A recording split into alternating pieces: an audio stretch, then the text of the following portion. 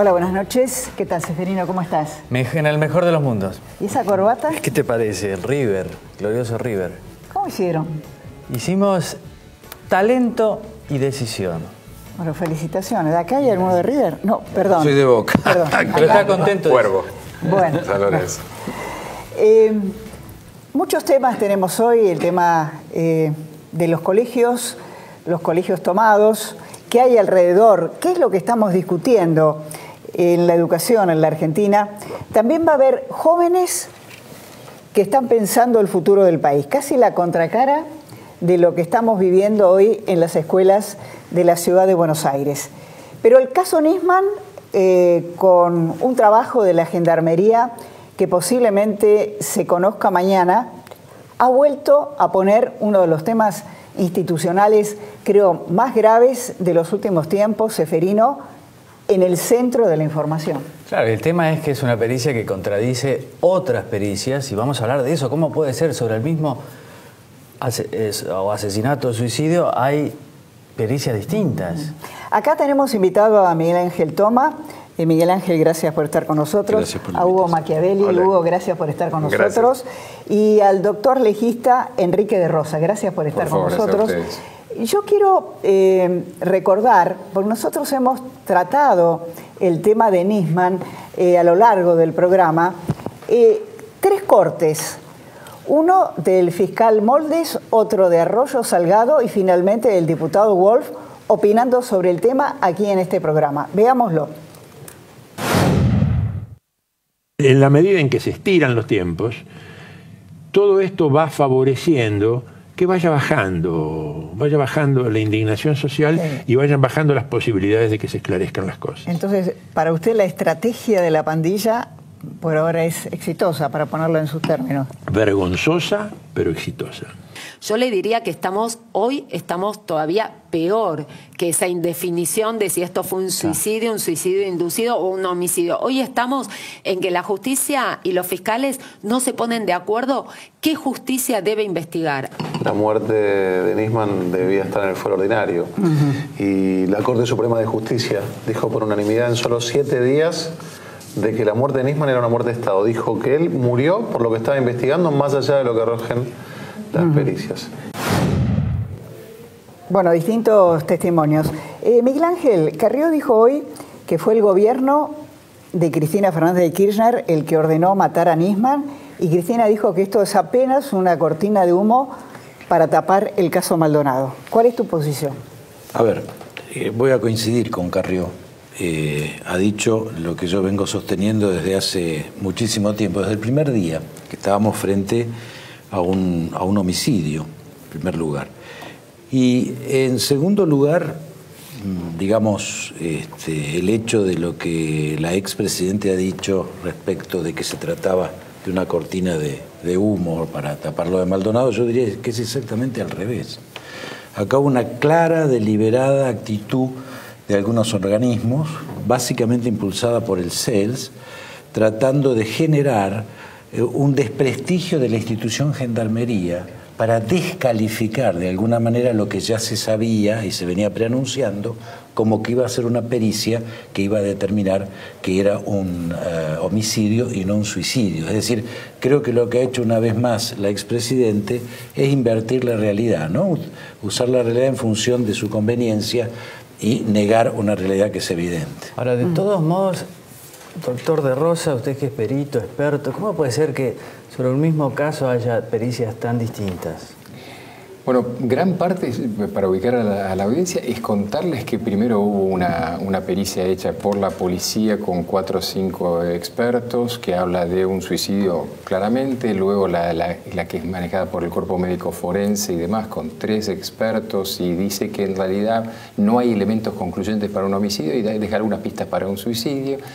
El problema de esas 2 primeras pericias, previas a las de las partes, eran que, por ejemplo, no aparecen elementos que ahora sí aparecen. Entonces uno se pregunta efectivamente, por ejemplo... O sea, la ketamina. Bueno, la ketamina tiene una explicación que ahora se la voy a dar, pero por ejemplo, una rotura de tabique nasal es o figuraba y fue no considerada, porque fue considerada quizás producto de una caída y demás, pero hay golpes que tienen que ver con la reducción de una persona, golpes en la zona hepática y demás, que tienen que ver con una mecánica conocida por fuerzas de seguridad, cómo se maneja una persona para someterla. Con respecto a la ketamina, es justamente lo llamativo. Yo miraba mis notas de los primeros días, y creo que lo primero que puse es perfil toxicológico. ¿Qué preguntaría? ¿Qué buscaría? Y una de las cosas obvias era la ketamina, porque tiene un efecto en casos para inducir o tapar, para dominar a una persona. No, se pidió benzodiazepinas, el clonazepam, y alcoholemia, que en definitiva llegamos al absurdo de decir que había alcoholemia gástrica, y eso en realidad significaba que se estaba midiendo en vez de sangre. Es decir, todo fue muy confuso. Luego vienen las pericias de las partes, el grupo de Arroyo Salgado con el profesor Raffo, y las pericias del grupo de Lagomarsino. Difieren hasta las datas de muerte. Entonces hay elementos que sí podrían ser por considerar de una manera o de otra, es decir, una disidencia bacteriana, pero hay elementos que es muy difícil y habría que leer todas las pericias para ver, porque sí no son muy comprensibles. Es decir, una pericia son datos y los datos no se pueden cambiar. Ahora, la Corte se corrió.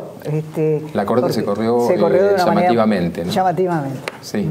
Yo, bueno, de hecho, hoy comentamos con colegas de ustedes esto que es la primera vez que preguntamos que la Corte sale a hablar de un propio cuerpo que aclara algo que sí, que es autónomo en algún sentido, es decir, nadie lo obliga a decir, pero de alguna manera podría haberlo aclarado antes, es decir, podría al comienzo haber dicho, miren, vamos a dedicar a la fiscal Fein y a la jueza Palmagini, que era quien estaba en ese momento en la causa, vamos a dejarlas que se ubiquen ellas. Con lo cual actualmente queda prácticamente la culpabilidad, entre comillas, de una pericia eventualmente mal hecha en manos de otros funcionarios. Hugo, ¿cuál es tu impacto en este tema? Que los estudios complementarios siempre aportan nueva información, pero que la justicia me parece que es muy obediente a la política de turno, y la misma impresión tengo con el caso Maldonado. Es decir, que hay jueces que trabajan muy pensando en la política del momento, y me parece que el caso de Nisman obedece exactamente a eso. Tal vez, como bien dice aquí el doctor, se retació información o no lo sabemos. Es probable que los estudios complementarios aporten más datos, sin embargo, siempre la justicia queda como en el foco de la discusión en este caso, y uno sabe que la justicia lenta no es justicia, con lo cual, cuanto más nos acercamos del hecho, o en todo caso, cuando ocurre lo contrario, es porque evidentemente no hay respuestas iniciales para el tema. Ahora, Tomás, vos que has sido jefe de la CIDE, de los servicios, ¿no? El diputado Wolf ha dicho que a Nisman lo mató un servicio de inteligencia. Comparto. ¿Y por qué compartís? A ver, porque es de libro lo que ha ocurrido, es de manual. Hay una acción previa al homicidio y una acción posterior perfectamente premeditada en ambos casos. La previa va desde el comportamiento de los custodias hasta el no funcionamiento de las cámaras en un edificio como Puerto Madero, donde la seguridad pasa a ser un elemento central. ¿Quién desactivó las cámaras? ¿Qué pasó con los custodios? Esto es la preparación. Podríamos poner muchos elementos más, pero en honor al tiempo voy a poner estos dos. Y a posteriori, ¿qué ocurrió? Una deliberada destrucción de la escena del crimen. Entró una manada de búfalos a la casa de Nisman, que lo hemos visto en un programa, creo que de La Nata, me parece, que aparecieron videos tomados, que uno decía, pero es imposible que se esté haciendo lo que... El secretario de Seguridad Berni entró con los zapatos embarrados porque venía del campo. Bueno, ni hablar del tema de la computadora. Y un juez que no lo dejaban entrar. Claro, Campos. Manuel de Campos. Claro, no lo dejaban entrar. Sin embargo, entraban los funcionarios policiales. Es una cosa realmente... Entonces, ¿qué digo? Previo y posterior. Otro elemento previo, plantar el arma. Porque si no había un arma que era de alguien, no había posibilidad de generar la hipótesis del suicidio. Si no era de Nisman el arma, o de alguien que diga, sí, me la pidió y yo se la presté, era un arma cualquiera, la hipótesis del suicidio, que era lo que se buscaba, no estaba presente. ¿Y por qué digo, y termino con esto, Seferino, y por qué digo previo? Porque evidentemente ahí la figura del Lagomarsino es central. Y que fue un servicio, no tengo duda, pero lo que yo me preguntaría es si fue un servicio de la Argentina o del extranjero. Porque Cuidado que Irán hoy tiene una penetración en América Latina impresionante. Yo vengo de la cumbre antiterrorista mundial que se hizo en Israel. Y la verdad que vengo asombrado y preocupado, porque incluso el tema de Irán hasta se vincula con lo que está pasando en la Patagonia, con el RAM y con todos esos grupos muy parecidos a Sendero Luminoso. Y me permito agregar algo, en este caso como en otros, la cuestión del encubrimiento. Esa cuestión que muchas veces se sabe en la Argentina, en algún momento tiene que develarse, porque me parece que aquí lo mismo pasó con la cuestión tecnológica. Si se hubiera blindado en ese momento, se podía haber analizado todas las computadoras en ese lugar. Con lo cual no se cuidó, se tiran las responsabilidades, porque obviamente el juez dice la responsabilidad de la fiscal, cuidar la escena del crimen, pero en cualquier caso no se trata solo de responsabilidades, sino de un objetivo común. Y me parece que en eso hubo más cuestiones desprolijas y la pregunta que está en el fondo de todo, ¿no? ¿Hasta dónde llega esta cuestión? Ahora, doctor De Rosa, usted es el perito, el experto. Si uno le preguntara a la gente que está ahí, ¿a cuál hay que creer? ¿A cuál de estas pericias? A ver, como comentaba el doctor Tomás, en realidad a mí me pasó más o menos lo mismo. Yo estaba de vacaciones y me dicen, ¿viste lo de Nisman? Paro el auto, estaba haciendo vacaciones y digo, sí, mañana declara, esto fue, o ahora declara. No, si viste lo que pasó. Y ahí me cuentan, me lo están diciendo por teléfono, 2 o 3 datos, y no cerraban los datos. Es decir, ¿por qué lo comento esto? Por la anécdota. Ya al principio los datos no eran congruentes. Por ejemplo, que uno no tenga una data de muerte más o menos establecida, más o menos fija. Ni eso podían establecer. Ni eso se podía establecer cuando es una cosa grosera. Aparece un arma muy común, una Versa 22, que uno dice, yo tenía, sin ser experto en el tema, también la misma sensación, es que tenía que haber un arma efectivamente ahí, si no la hipótesis del homicidio era clara. Y luego empezamos a enterarnos de datos muy concretos que tenían que ver desde el salpicado de las manchas en las cuales, de la existencia o no de período agónico, de datos insólitos como que para ningún médico, ya no, ningún perito, eran comprensibles. No estuvimos esperando que venga el cerrajero para la puerta, no, en realidad la puerta estaba abierta. Es decir, eran datos absolutamente opuestos. Contradictorios. Y esto yo, hablando casualmente con una persona que estuve ahí, le digo, pero perdóname, vos has sido médico de emergencias y como yo habrás roto puertas cuando suponés que la persona del otro lado está. A mí me tocó intervenir, no directa como perito, pero en la causa Carlas Cosa, en la causa María Marta García Bersunce, y en realidad hay cosas que son muy evidentes. Y en alguna medida, luego las otras son accesorias, pero en cuanto a una causa de muerte, el desplazamiento o no del cadáver, la cuestión de la capilaridad, las manchas en la camisa, si hay un desplazamiento, un cadáver no se desplaza. Un cadáver de una persona que se dispara tiene rigor mortis, se cierra el arma en general sobre el arma, no existió. Entonces había muchos elementos que tenían que ver finalmente con que era un homicidio o era un suicidio inducido o como llaman en Estados Unidos un tapado, ¿no? Y sí, perdón. Ibas a decir algo. El factor Lagomarsino, ¿no? Porque es un personaje que ni siquiera estuvo imputado o estuvo en un primer momento. Además rodeado de abogados carísimos para un perito. En el fondo de este caso hay otros, pero este es muy simbólico, representa lo que somos como país. Cuando los periodistas nos acercamos, en este caso, a los distintos objetos para investigar o preguntarle a los distintos actores, uno nota que en el fondo no hay resolución. Es decir, que somos un país sin resolver estos temas, porque reitero, hay como una sombra que los tapa, me parece, con roles de encubrimiento muy concretos. Y sobre eso no se habla. Y ahí está el punto fundamental. En el momento en que las instituciones puedan tener la capacidad de ser más independientes, tal vez podamos saber. Ahora, toma el Lagomarsino. Vos lo ves de afuera y decís, ¿este qué es? ¿Servicio? ¿Tiene el perfil? A ver, yo creo que estaba muy armada su declaración. Porque yo les pregunto a ustedes, ¿ustedes guardan el ticket del peaje cuando cruzan un peaje? Sinceramente yo no lo guardo. Ahora, eso para mí fue un dato muy llamativo. Lagomarsino es la última persona que estuvo con Nisman con vida. Es el que le da el arma. No aparecen marcas de pólvora en la mano de Nisman. Una Versa 22, yo algo de armas conozco.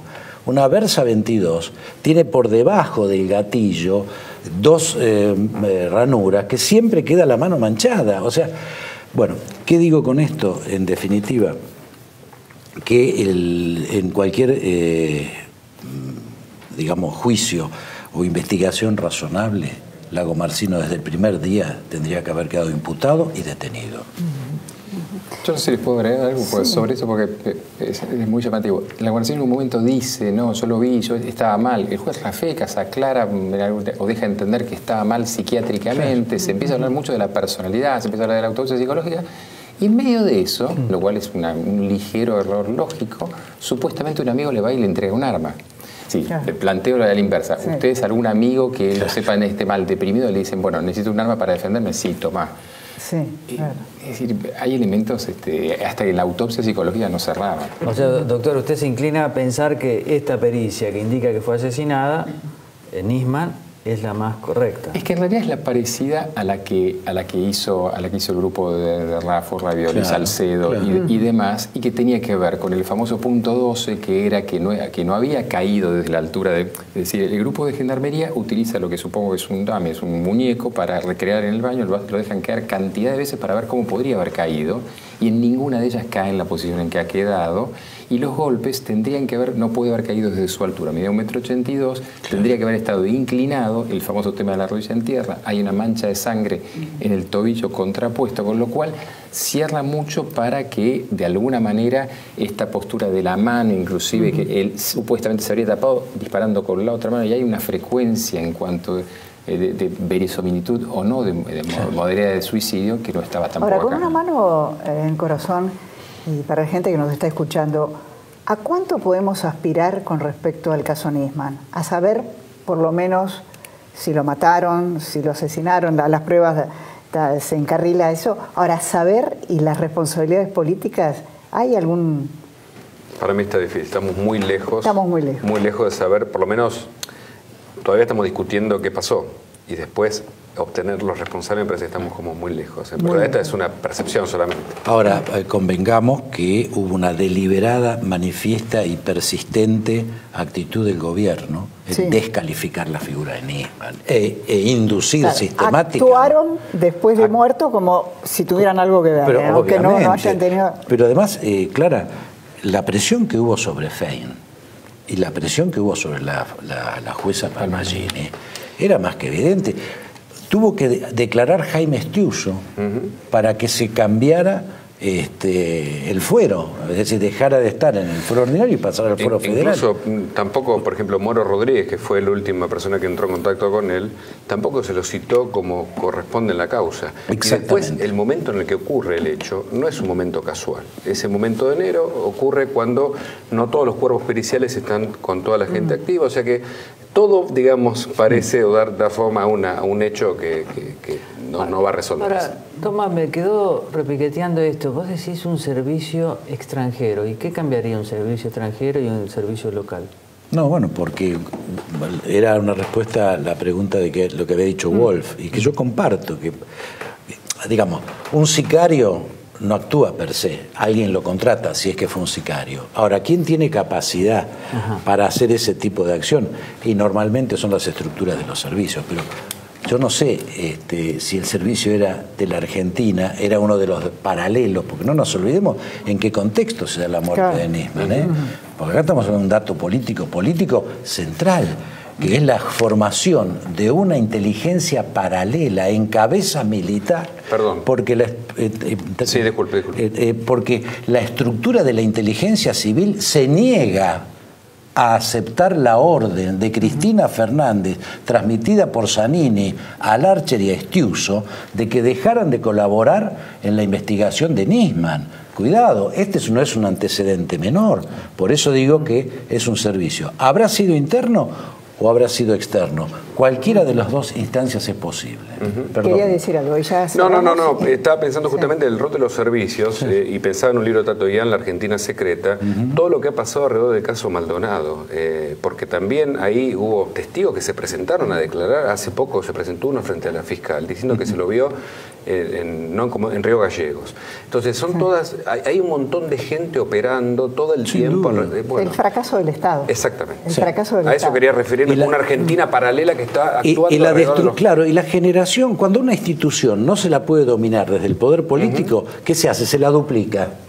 Y esto es sistemático en la Argentina. Y además de descargar en las estructuras digamos, formales, las responsabilidades políticas, porque si la estructura de inteligencia funciona bien o mal, se hace inteligencia interna que está prohibida, o hace la verdadera inteligencia que debe hacer, no es responsabilidad el que la hace, sino el que la ordena. La responsabilidad política es indelegable. Hugo, ya cerramos acá, muchísimas gracias a los tres.